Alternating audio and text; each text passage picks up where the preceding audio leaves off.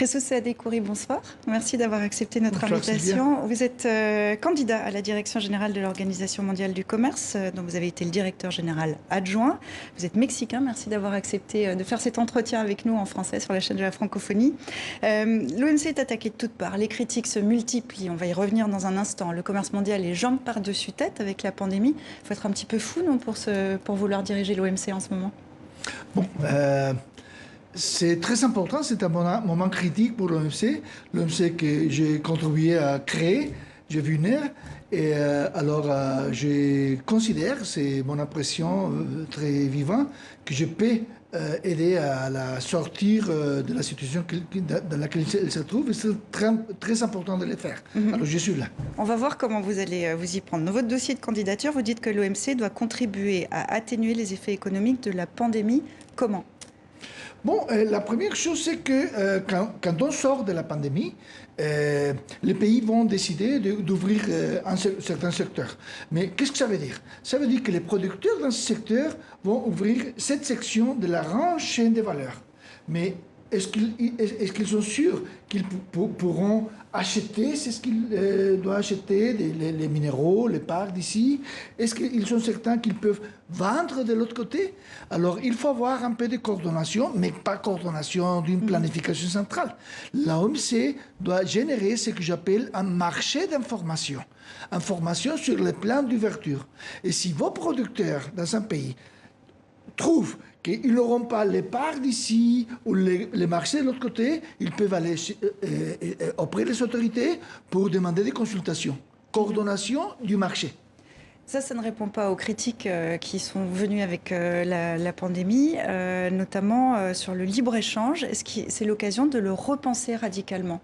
Non, pas du tout. Ça, c'est la façon de nous nier les bénéfices du libre-échange. C'est le libre-échange qui a fait de la France la nation assez riche et prospère depuis 50 ans, disons, plus que ça. Mais la critique, c'est que ça ne bénéficie pas à tous les citoyens de la même façon. Non, la critique est valable, mais la solution n'est pas de nier le libre-échange. La solution, c'est, par exemple, de développer un code de réponse à une future pandémie dans lequel on crée, on a un accord d'assurance d'importation de médecines et choses de cette nature.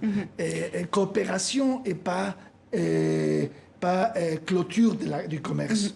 L'actuel patron de l'OMC quitte un an plus tôt que prévu pour des raisons familiales. Il quitte une OMC en panne depuis des mois. Jeudi dernier, Roberto Azevedo s'est pourtant voulu rassurant. Je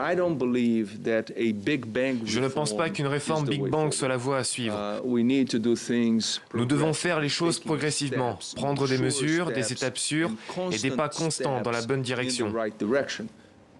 Alors, le gendarme du commerce international, l'OMC, fait face à une grosse pression des pays européens, ainsi que le Canada, surtout les États-Unis, qui demandent une refonte en fait, de l'OMC. Ils n'ont pas tout à fait tort. Ils demandent à ce que l'OMC soit revu. Est-ce qu'on peut dire qu'ils ont un peu raison quand même? Est-ce que l'OMC accompagne bien l'économie? Est-ce qu'elle est devenue la guerre avec la Chine et les États-Unis? Il faut faire le grand effort pour faire l'OMC importante pour le monde actuel. Depuis 26 ans de la création de l'OMC, on n'a pas eu presque aucune négociation. Ça veut dire que dans les accords, le commerce électronique n'existait pas. La Chine n'était pas là. Le monde est un monde différent. Il faut négocier. Il faut réparer le système de solution de différence. Il faut aider avec le Covid. Il faut faire des choses. Mais si l'OMC n'existait pas, il faudrait l'inventer aujourd'hui. Mais comment on négocie avec Donald Trump? Donald Trump bloque aujourd'hui l'OMC, la nomination des juges. Il paralyse l'institution. Il menace de la quitter. Comment négocier avec lui? Bon, c'est difficile, mais je viens de négocier un accord commercial avec eux et on a réussi. L'accord Mexique, Canada, États-Unis. États-Unis. C'était le négociateur en chef pour le Mexique. J'étais le négociateur en chef et il a eu là-bas des résultats très durs, très importants pour le Mexique qu'on a obtenus. Il faut se présenter avec des propositions concrètes pour avancer. À l'OMC, par exemple, il y a le grand problème de l'organe d'appel qui est cassé, mais ce qu'il faut, c'est de créer un système de supervision de l'organe d'appel. Complète liberté dans chaque cas, mais supervision dans la généralité des cas. Alors, un organe de supervision que chacun va réviser tous les travaux et si c'est nécessaire, on passe une décision. Mais est-ce que ça répond à peut-être ce qui est un chantage de Donald Trump? Vous pouvez nous dire si c'est un chantage. Quand il dit « je vais quitter l'OMC », si on ne le revoit pas. Vous pensez qu'il va le faire? Il a quitté d'autres institutions. Je ne crois pas, Sylvia, qu'ils vont quitter l'OMC. Et le marché politique aux États-Unis, la position des républicains, des démocrates, est en général tout à fait en faveur. L'industrie, la grande industrie, les petits commerces sont en faveur. Le gouvernement a une façon de négocier, ils ont raison de négocier.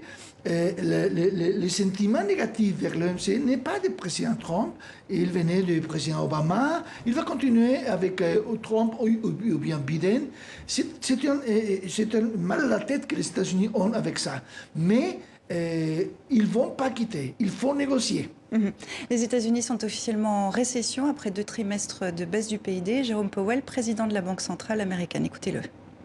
Le chemin à suivre pour notre économie est extraordinairement incertain et dépendra en grande partie de notre capacité à contrôler le virus. En effet, nous avons vu des indications ces dernières semaines que l'augmentation des cas de contamination par le virus et les mesures prises pour le contrôler commencent à peser sur l'activité économique. Emploi, immobilier, consommation, l'administration Trump dévoile aujourd'hui l'ampleur historique du choc économique. Quel impact ça va avoir au niveau mondial, ce choc aux États-Unis ? Le choc des États-Unis. Je trouve que les États-Unis ont besoin de 2 choses. D'un côté, de régler les problèmes qu'ils trouvent et qui sont valables avec le rang d'appel. Il y a plusieurs pays qui ont exprimé les mêmes diagnostics, il y a un problème. La différence, c'est que la médecine américaine est plus dure, plus immédiate. Mais ils vont voir ça, ils vont voir des négociations sur d'autres sujets, quelle est la nature de flexibilité pour les pays en développement. Mais si on commence à avoir des réussites avec le rang d'appel et les négociations, ils vont s'engager. Aucun pays au monde a trouvé tant de bénéfices que les États-Unis depuis 75 ans. Les États-Unis, la Chine, tout le monde s'en bénéficié. Il faut les amener pour négocier et avancer. La Chine, justement. Je vous posais la question, comment on négocie avec Washington, comment on négocie avec Pékin?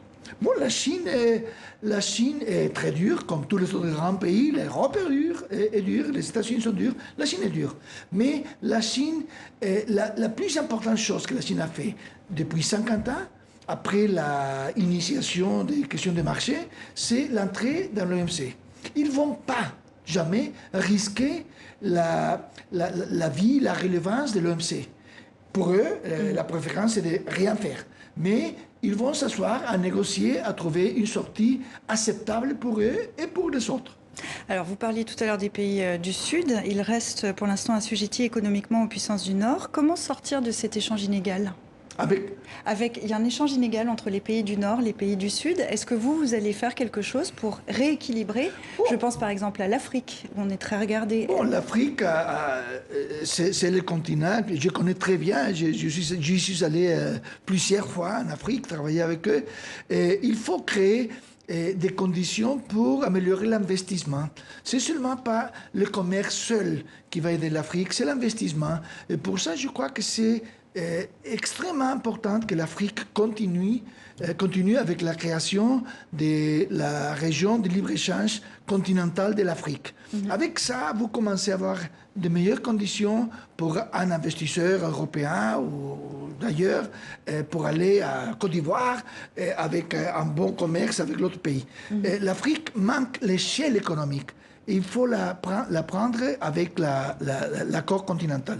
Roberto Azevedo disait jeudi, un conseil que je donnerais à mon successeur serait « Soyez prêts à tout ». Apparemment, vous l'êtes. Jesus Saïd Khoury, merci beaucoup d'être venu sur TV5. On à très bientôt. Un grand plaisir, c'est bien.